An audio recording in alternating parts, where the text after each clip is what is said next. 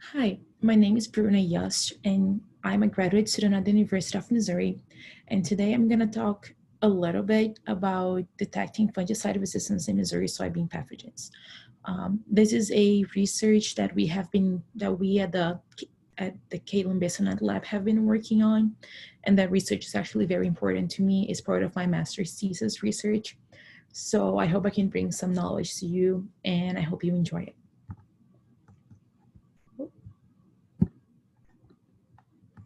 There we go.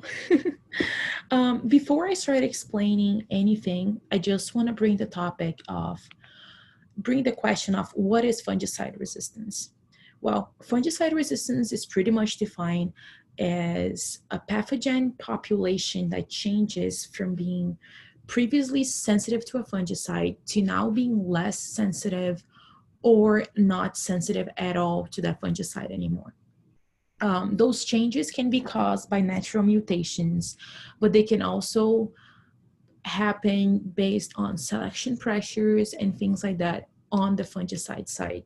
Um, natural mutations, natural mutated individuals are going to survive after the fungicide application is done, and they will start generating a mutated population which will stop being sensitive or be less sensitive to a fungicide. So that is the main reason of why that is important. But I will talk about that a little bit as we move along with the presentation. Um, when we talk about fungicide resistance, there are two different types of resistance. The first one is a qualitative type of resistance.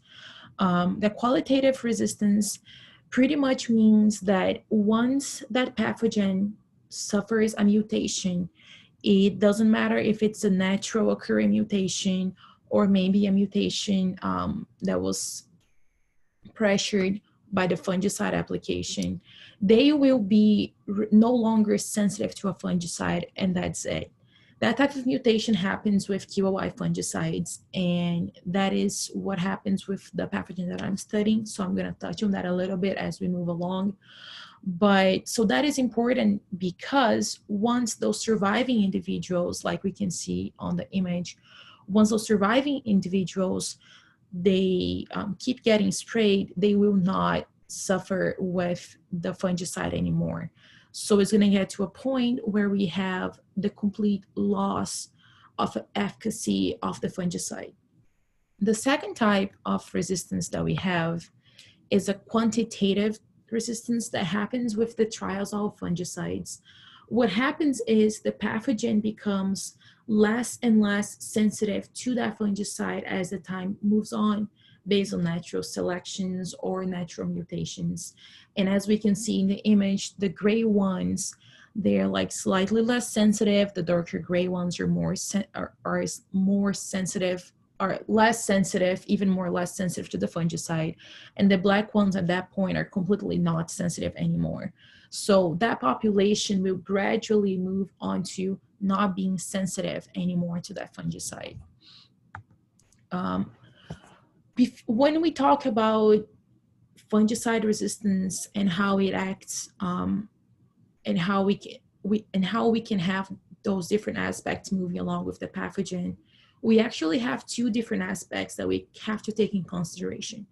The first aspect I want to talk about are like fungicide aspects, and those are characteristics of the chemical that can influence the ability of that pathogen to not be sensitive to that fungicide anymore. The first characteristic that I want to talk about is the use of single site mode of action fungicides. What are those? We call them targeted application. So imagine you being a pathogen, right? And you're a little circle pathogen, and every time a fungicide is sprayed, that fungicide comes over and hugs it. So every time it hugs that pathogen, is only one side of that pathogen that is being attacked. If that pathogen starts realizing that every time the fungicide comes and it hugs it, all they have to do is change the shape. So if the shape of the pathogen, it's not a circle, it's not a ball anymore, is a square. When the fungicide comes to target it, they can no longer bind to it. So that will cause the fungicide to stop being effective and the pathogen being resistant to that. The second topic, the second characteristic is the rate of application per season. The more you apply that fungicide, the more that pathogen will be, okay, that fungicide is coming over and over and over again. It's easier for them to suffer mutations that can select them to survive that application. Kind of like this target application, once you're a circle and you always get the fungicide coming towards you, if you change your rate to a square, that fungicide will not attack you anymore. I'm sorry, my lights are flashing. Also, if you apply a fungicide after the disease is already present in the host plant, meaning if we apply a fungicide after a fungal disease is already present, all you're gonna do is select those pathogens that are already mutated and not sensitive or less sensitive to the fungicide.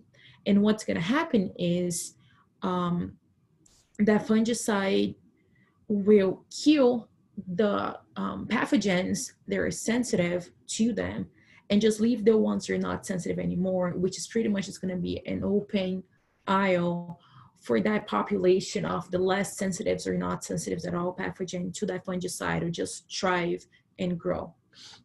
But we cannot just blame the fungicide for resistance. We also have some topics, we also have some aspects on the pathogen that influence the odds of them having or developing a resistance or not.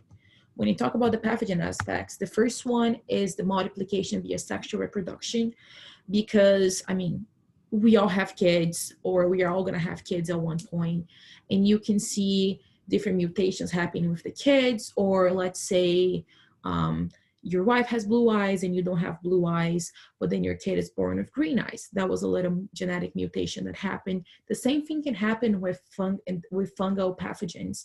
The more sexual reproductions they have, the more those genes are going to be crossing. So the odds of something different coming along are much higher versus pathogens with just asexual reproductions, meaning just an exact copy or from that the mother or the father pathogen. A second topic on the pathogenic aspects is a shorter generation, because if a pathogen has a shorter generation time, meaning it only takes them 15 or 20 days to reach maturity, reproduce, and have more and more spores in the case of fungus, you're going to have more pathogen present, they're going to reproduce more, and all that higher rate of reproduction and higher rate of offsprings is just going to increase the odds of mutations happening. The last topic that I want to bring up is fungal pathogens with a large spore production, right? We have some fungal pathogens that have a smaller spore production, which even if they have a shorter generation pathogen and sexual reproduction, they're not going to have that large volume of spores being produced. But if you have all those three aspects, a large spore production, sexual reproduction, and then a shorter generation time, all those three aspects combined, they're just going to generate a lot of genetic viability and a lot of genetic mutation that can or could happen in that one growing season, which just increases the odds of that fungus or that pathogen becoming resistant to a fungicide. But now that I try to explain a little bit about what is resistance, how it happens, I would like to talk a little bit about my research. My master's research is about Cercospora sogina, which is frog eye leaf spot. We can see the little round circles in the leaves right here. So Cercospora sogina, like I said, is the causal agent. So it's the fungus that causes frog eye leaf spot. Frog eye leaf spot can actually cause major yield reductions. We saw data of them causing up to 60% of yield reductions on a soybean field, which is very severe. And Missouri has actually very good conditions for that pathogen to reproduce and thrive, which is not good for soybean fields and their soybean producers. When it comes to Cercospora sogina and frog eye leaf spot, the known outside inhibitors, like I mentioned before, on the qualitative resistance, they are the major way of managing frog eye leaf spot. It's the one fungicide that everybody uses to try and manage that disease. So when we think about the fungicide aspects that I just talked about, when you keep spraying on the rate of application over and over in one season or among very close years to come, that influences our odds of having resistance. When this research was first done in the state of Missouri was back in 2012. I clearly wasn't involved in it. But that was when fungicide resistance with Cercospora sogina was first coming up. We only had 2 counties that were confirmed to having that fungicide resistance in Missouri. It was the St. Genevieve County and the Penobscot County. So nothing was done to understand more or to assess more where in our state those points of mutations were. So what our lab does and what my research is, we pretty much just go to the fields as we have some research fields around the state. We just go over, we scout. This is me scouting for disease in the middle of the field, and we look for the leaves with the little black borders and the white spots in the middle. We also are very fortunate to have a lot of collaborators that just send in samples to our lab, which, by the way, if you have any Cercospora in your field, please send it. I would love to analyze it. Once we scout throughout the state, we bring those samples back to our lab. And here you guys can see some of how those leaves are actually very affected. They have a lot of pathogens. Each one of those little circles, a different colony with different spores that is going to come out and reach new tissue and keep up with the thriving and the reproduction. So they can actually reproduce very fast, which can be dangerous for the general field.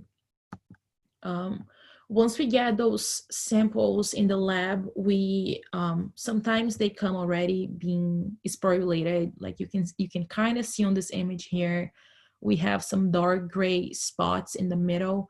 That's when the lesions are sporulating. This one here can kind of see a little bit more. So when we have those sporulating lesions, we use them to isolate it and run some lab tests. So normally I pick up some toothpicks. They're always sterilized. We kind of rub it a little bit on the surface of that sporulating lesion. And then we just do a little dot on a plate with PDA, which is potato dextrose agar, which is pretty much just a media for the fungi to feed on and thrive and get bigger and better for him, of course, not for us. Once we have that isolated population, what do we do? And let me move my little window over so you guys can see. Once we do that, we actually we isolate them, and then we move it to what we call poison assay plates, which is pretty much just that media that I told you guys that feeds the fungus with some fungicide in it. So we add fungicide to that media, and then we just add a little bit of that isolated plate like I showed on the previous slide. So, and then we just put a little square, kind of like this one, a little square per amount of fungicide, going all the way from 0.001 parts per million to 25 parts per million. So we can analyze and see where it is growing. So that way we can see, okay, is this population that we collected from a field sample resistant or not to the fungicide? So here we can see that there's some level of control, but not much. So it's growing over the fungicide plates, which is not good. That means that we have resistance present on that sample. So wherever that leaf sample came from, we can say, okay, we have some confirmed resistance in that location, meaning we have another county that is certified to have the fungicide resistance for Cercospora solgina there. I don't know why this is not moving. I'm sorry. Technical issues. Okay, there we go. As of last year, with the samples that I got and processed and did all that difference of either getting samples or receiving those samples, making them sporulate, isolating those spores and growing them on those poison assay plates, we figured out that we have all of those new counties that tested positive for the resistance. We actually also use a separate way of making sure that those spores growing in the fungicide assay plates, they are going to give, how can I say, spores capable of keep thriving throughout the soybeans. We use a sporulation test that was used as a protocol from Dr. Bradley in University of Kentucky. So we followed the same protocol. And then we analyzed that Perry County, Greene County, Marys, Boone, Audrain, Marion, Knox, Gentry, and Atchison County tested positive for fungicide resistance.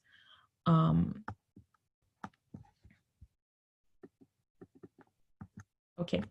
And now that I tell you guys all about what is fungicide resistance and what I am doing in the lab, it's like, why does that matter? Why doing all that assessment and why doing all this research matters? Well, it matters because that way we can analyze and understand a little bit more about how the QOI fungicides, how they have been losing their efficacy. So we have to start implementing a new management strategy for that disease that will not only involve fungicide. That way we can also help you and help farmers to say, hey, your neighboring county has tested positive for that resistance. So you got to be aware, make sure that you're not only just spraying, make sure that you're managing your field in a smart way, that you don't increase your odds of getting it or just feed the pathogen a little bit more. I Will Take Action website, they developed this list, and it's a very comprehensive list. It's literally this little drawing to help you manage a little bit the fungicide resistance. So, and those 7 steps are like steps to make you think about, do I actually have to spray it? Do I need to spray it? The first step is just properly identifying it, making sure that what you try to spray is actually a fungal pathogen and not a bacteria or a virus or anything else. Also try to diversify your approach, meaning don't just do soybean after soybean after soybean, because if you only do soybeans, you're going to have to spray the same fungicide over and over again. And like I said before, on the fungicide aspects, that is not good for resistance. So try to do different methods like rotating your crops. All that helps. Also, only apply fungicides when necessary. Make sure that you actually need to apply it. Make sure the disease you're applying fungicide for is actually it's gonna pay off for you to have it. Use a fungicide with multiple sides of action. That way you help, instead of just having the circle connecting to a circle and becoming a square. That way you have 2 different points in that pathogen being attacked. Also make sure to scout your field. If you only have 2 or 3 plants sick and your season is coming to an end, it's not worth it spraying. So make sure that you're actually balancing that. And also do the math, see if the money you're going to spend on applying it, going to the field, buying the chemical is actually going to pay off in the expected yield. Because if it's not going to pay off, it's not that worth it. And the last topic that they say, and is a very important topic, is follow the label. Whatever the chemical label says, apply 2 ounces per 1,000 square feet, apply whatever ounce per acreage. Follow that label. They are there for a reason. You don't want to do a half rate. And then just because, kind of like what we saw with glyphosate herbicide a couple of years ago, people were like, oh, this is killing it with half a rate. I'm going to keep using half a rate. And now everything is resistant to to herbicide. So we don't want that to happen. So if you just follow the label, follow the rates, that's going to be awesome. And well, that's the end of my presentation. I hope you guys could take something away from that. I would like to say thank you to the USDA, NIFA, Missouri Soybean for funding my research. And if you guys have any more questions, you can always contact my professor, Dr. Kaylin Bissonette. This is her email address, and she will be more than willing to help you with any questions that you have. So I hope you guys have a good day, and bye.